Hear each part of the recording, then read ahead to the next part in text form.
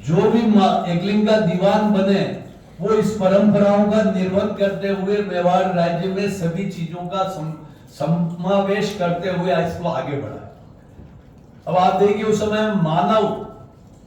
श्रम से ये चीजें हुई है, उस समय मशीनरी युग नहीं था। आज मशीनरी युग होने के बावजूद भी उतने मजबूत निर्माण नहीं हो रहे। अभी आपने देखा होगा कि गुजरात में भी एक पुल धंस गया और बहुत ज्यादा साल पुराना भी नहीं, कभी बना हुआ था। ये हमारे जो राजा महाराजाओं ने मानव श्रम के द्वारा और उन परिस्थितियों में जब अकाल पड़ते थे तो लोगों को रोजगार देने के लिए बांध और तालाब बनाए जाते थे कि उस समय उनको एक रोजगार लोगों को मिल सके। और अब आप देखिए उनके राजा महाराजाओं ने जिस तरीके से जो संरचना मेवाड़ के करके जो एक झील से दूसरी झील, दूसरी झील से तीसरी, ये करने की परंपरा को हमारे वापस देश की आजादी के बाद जब हमारा लोकतंत्र इसमें आया और सरकारें बनी तो मोहनलाल जी सुखड़िया ने उन हमारे जो महाराणाओं ने जो परंपरा को, जो जल प्रबंधन की व्यवस्था को आगे बढ़ाते हुए, और उन्होंने उसके बाद उदय सागर का पानी वल्लभनगर तालाब में जाएगा, वल्लभनगर तालाब का पानी बड़गांव में जाएगा, बड़गांव का पानी आगे गंभीरी में जाएगा,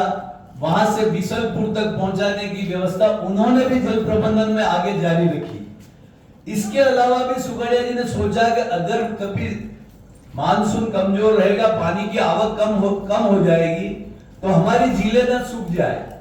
तो उन्होंने ऊपर के पहाड़ों में वापस देवास परियोजना को बनाई। और उस समय में उनके कार्यकाल में मानव श्रम से, जब मशीनें नहीं थी, और पहला चरण उन्होंने देवास का पहला प्रोजेक्ट उन्होंने मानव श्रम से किया, जिसमें भी पहाड़ों को खोद के सुरंग बनाई थी। तो ये इस धरती का ही प्रताप है कि एकलिंगनाथ के आशीर्वाद से कि महाराणाओं के बाद हमारे जन नेताओं ने, जन सेवकों ने भी उस कार्य को आगे बढ़ाया। और इसकी वजह से आज ये सही है कि आने वाले समय में हमारी परिस्थितियां बदल गई। और जो आप महाराष्ट्र में इतने जो आप सोनी साहब ने प्रोजेक्ट बताया उसमें राजस्थान पिछड़ गया, लेकिन अभी ब्राह्मणी नदी पे बहुत बड़ा प्रोजेक्ट करके उस पानी को रोककर और बिसलपुर में पानी का लेवल बढ़ाने की परियोजना शायद अभी सरकार ने अभी मंजूर की है। तो ये कहने का मतलब ये कि मेवाड़ ने दिशा दी है हमेशा लोग, और वो प्रभु एकलिंगनाथ के आशीर्वाद से ही दिशा दी है कि जो भी शासक उस गद्दी पे बैठता है तो उसको वो ज्ञान प्रभु एकलिंगनाथ उसके मस्तिष्क में विराजमान होकर उसको नेतृत्व करने का कौशल प्रदान करते हैं। और उसके पीछे एक गुरु का होना बहुत जरूरी है, और वो गुरु हरित राशि हुए,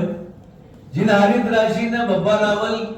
के डीएनए में ये चीज डाल दी, जो दूसरे भी जो उस खून में जो पैदा होते गए उनके डीएनए में वो चीज आई है। तो धर्म के लिए भी काम करो,